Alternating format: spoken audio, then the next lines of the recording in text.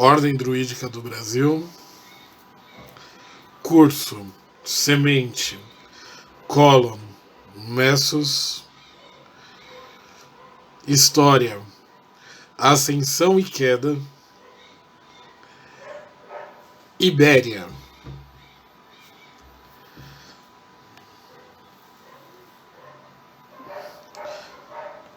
A Ibéria possui alguns dos elementos mais antigos da cultura céltica.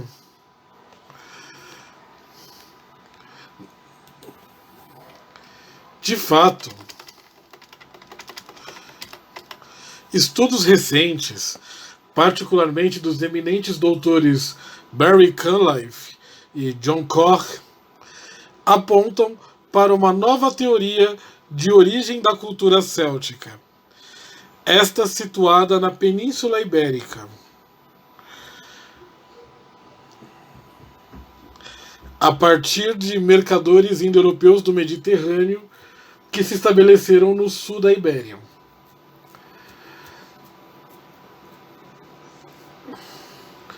A descoberta do reino de Tartessos entre o sul da Espanha e de Portugal, ali na região da Andaluzia, deu fôlego a essa nova teoria, pois este é citado por cronistas gregos antigos, como Heródoto, de 484 a 425 a.C., e Éforo, de 405 a 330 a.C., onde é dito que os Tartécios eram governados por Argantônios, que é um nome céltico, significa aquele que possui a prata, e que possuíam um estado comercial muito próspero, com um câmbio frequente de metais preciosos, principalmente a prata, mas também o ouro e o bronze vindos das terras celtas, nas palavras de Éforo. E que estes estavam felizes em ampliar esse comércio aos fenícios e gregos. Evidências arqueológicas recentes apontam realmente para um assentamento céltico primitivo na região.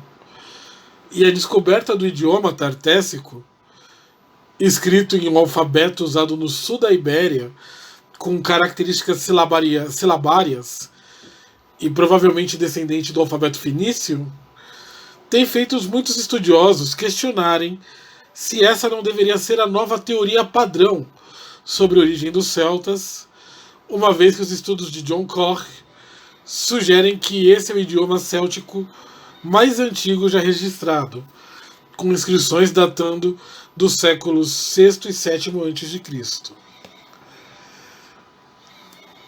Obviamente, essa teoria ainda precisa de estudos e confirmações, pois ela é bastante controversa. E as próprias traduções do John Koch, elas são constantemente colocadas em dúvida. Mas isso não quer dizer que não existissem celtas na Península Ibérica.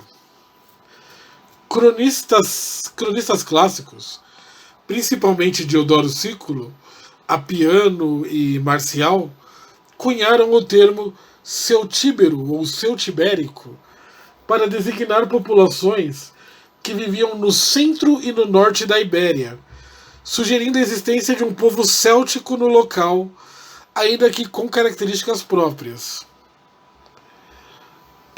No nordeste da Ibéria, na atual Catalunha, havia um povoamento gaulês, os celtas mais conhecidos das civilizações clássicas.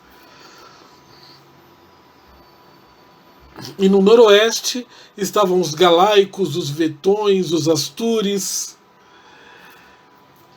que, apesar de aparentados aos celtíberos, tinham uma cultura de características próprias, ainda que fortemente céltica. Por isso, o povoamento céltico da Ibéria era muito forte, ainda que dividido com outros povos, como os fenícios, os gregos e os lusitanos. Os celtíberos em si, eles eram uma cultura com características Hallstatt, ou seja, pertenciam ao mais antigo feixe cultural confirmadamente céltico. Eles praticavam a transumância, isto é, a prática de migrar com os rebanhos na estação quente e retornar com eles para o inverno, algo comum nas populações célticas até o século XVIII, XIX, e também praticavam a construção de fortalezas elevadas, aqui chamadas de castros, ainda que o termo céltico original seja oppidum, o plural oppida. E eram governados por uma elite guerreira.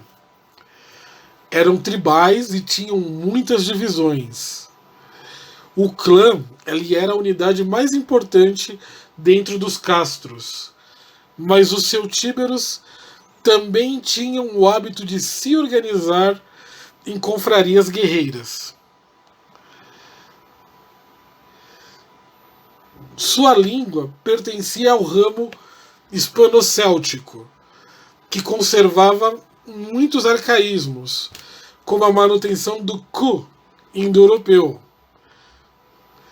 No gaulês e no lepôntico, na Europa Central, esse som de ku se tornaria o som de p.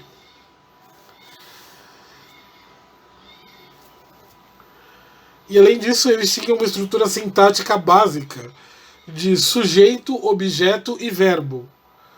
Enquanto no gaulês a estrutura tende a ser sujeito, verbo, objeto.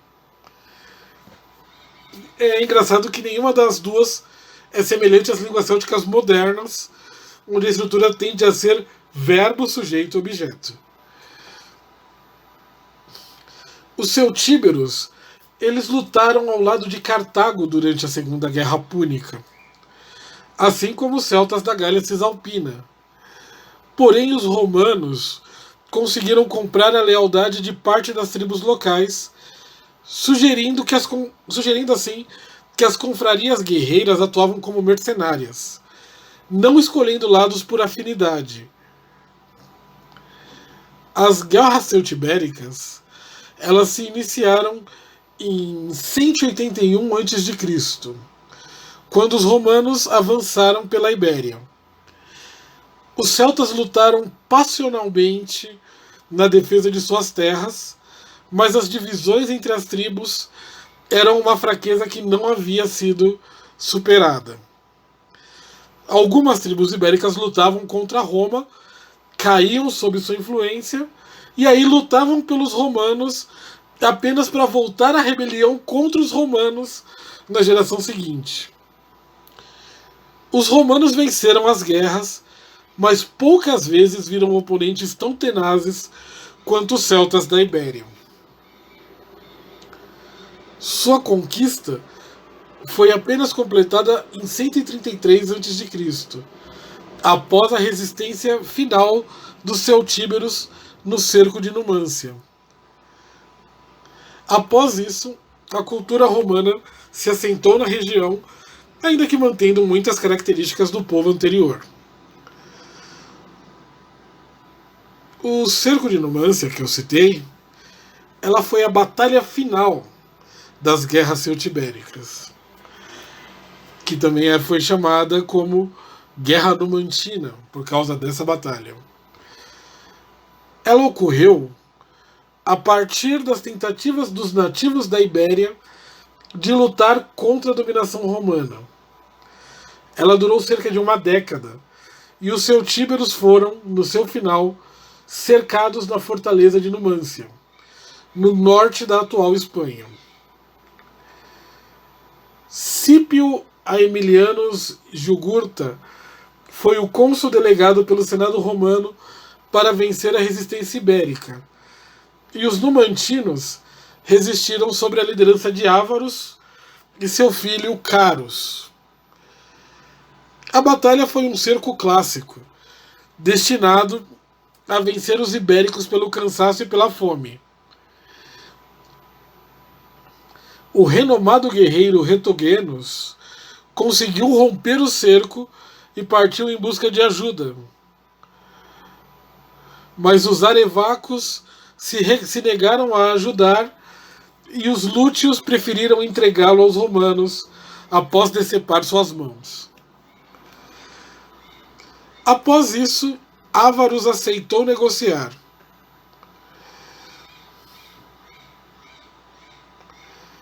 Foram 2 anos de cerco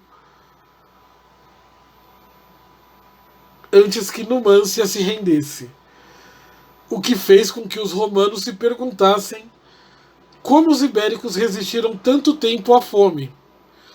E a resposta não teria como ser diferente, pois eles preferiram o canibalismo de seus mortos à rendição e à escravidão sob a bandeira de Roma.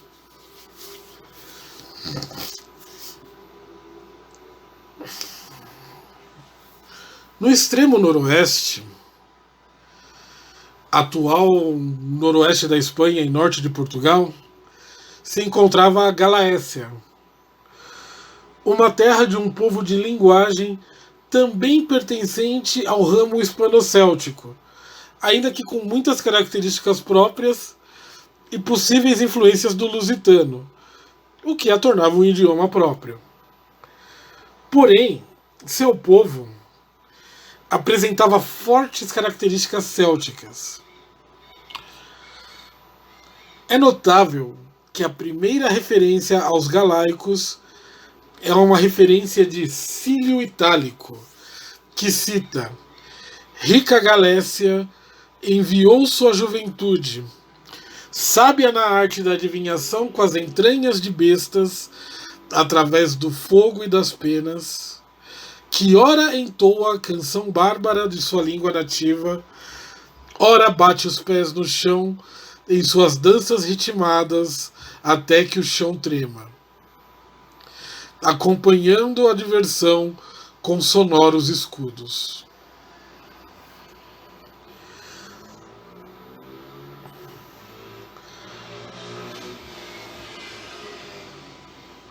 Bom, retomando o pensamento, o seu povo apresentava fortes características célticas, uma resistência tenaz a Roma e um grande amor pela batalha.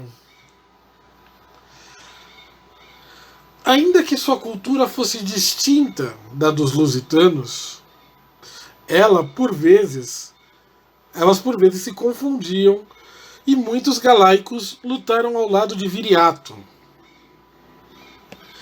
Entre suas características mais interessantes registrada estava a sua reverência pelas forças da natureza, algo tipicamente céltico, a adoração de uma deidade lunar sem nome, com danças sob a luz da lua cheia, e a referência às suas canções bárbaras, usando os escudos e os pés para marcar o ritmo. Os romanos, eles conquistaram a Galécia pela primeira vez em 137 a.C., em uma grande batalha onde eles venceram 60.000 galaicos às margens do Douro. Porém, a região se configurou em uma problemática província rebelde por mais de um século. Apesar da penetração da cultura romana, os galaicos continuavam a se rebelar contra o Estado centralizado e só foram derrotados em definitivo com as Guerras Cantábrias, em 29 a 19 a.C., onde os romanos se aterrorizaram uma vez mais com a tenacidade céltica da Ibéria. Em diversas ocasiões, os galaicos preferiam se suicidar pela espada, pela chama ou pelo envenenamento pelas sementes de teixo, ao invés de se render aos romanos. Mães matavam os próprios filhos antes de tirarem as próprias vidas, tudo para não viver sob a vergonha de serem governados por Roma. E prisioneiros crucificados cantavam hinos em desafio aos seus torturadores, enquanto outros apenas esperavam a chance de apunhalar seus captores pelas costas e fugir. A vitória veio a Roma, Mas a glória imorredora dos guerreiros veio aos galaicos, heróis que lutaram uma guerra perdida, e a história dos celtas que se repetiu ao longo dos séculos.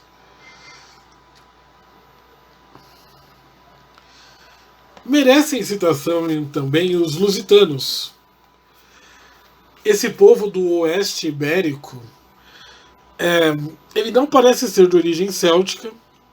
O pouco que nós conhecemos do seu idioma nos diz que eles não são um povo de origem céltica, mas ainda assim partilhava de muitas das suas características, mesmo porque nenhum povo, claro, sobrevive isolado.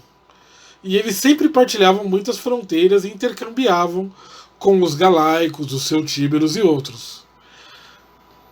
Esses lusitanos, eles eram ferozes guerreiros montanheses que tinham por hábito atacar as legiões romanas em movimentos surpresa vindos das montanhas e recuar antes que os romanos pudessem se recuperar e entrar em formação. Seu povo possuía muitas características dignas de nota, como o fato de suas mulheres lutarem ao lado dos homens na defesa das cidades, possuírem confrarias guerreiras para treinar a sua juventude, algo muito comum também entre os galaicos, o fato de serem monogâmicos, de seus guerreiros usarem cores escuras como o cinza e o preto, enquanto os celtas usavam cores mais coloridas, mais espalhafatosas. Quando Roma atacou a Lusitânia, como em todos os lugares, ele enfrentou resistência. Viriato, um homem de nome céltico, enfrentou os romanos em uma rebelião sem igual, aperfeiçoando a forma de ataque tradicional lusitana. Agora, após o ataque inicial, os homens das montanhas recuavam, mas deixavam que os romanos os perseguissem, desmontando suas formações, para subitamente voltarem ao ataque e destroçarem as legiões.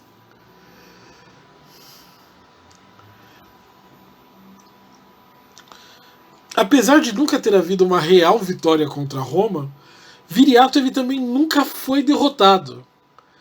E Roma pediu trégua a ele. E lhe concedeu o título de Amici Populi Romani, amigo do povo de Roma. Porém, em 139 a.C., Roma traiu uma vez mais a sua palavra e assassinou Viriato através de 3 traidores em sua casa. Uma queda triste para o único homem que jamais foi derrotado militarmente por Roma.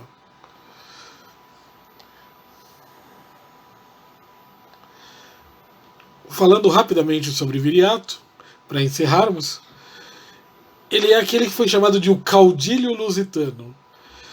Apesar da dúvida sobre a celticidade dos lusitanos antigos, o nome do seu líder é indubitavelmente céltico. Viriato é ligado ao termo céltico para bracelete, torque, também ligado ao termo céltico e indo-europeu virus, que significa homem, viril. Ele possivelmente era um dos aristocratas criadores de gado da região da Serra da Estrela, ainda que a tradição folclórica o descreva como pastor, um tema mitológico sempre recorrente. Viriato, ele lutou pela libertação de sua terra do jugo romano, utilizando técnicas de ataque surpresa, retiradas repentinas e novos ataques consecutivos após as formações romanas se desfazerem na perseguição.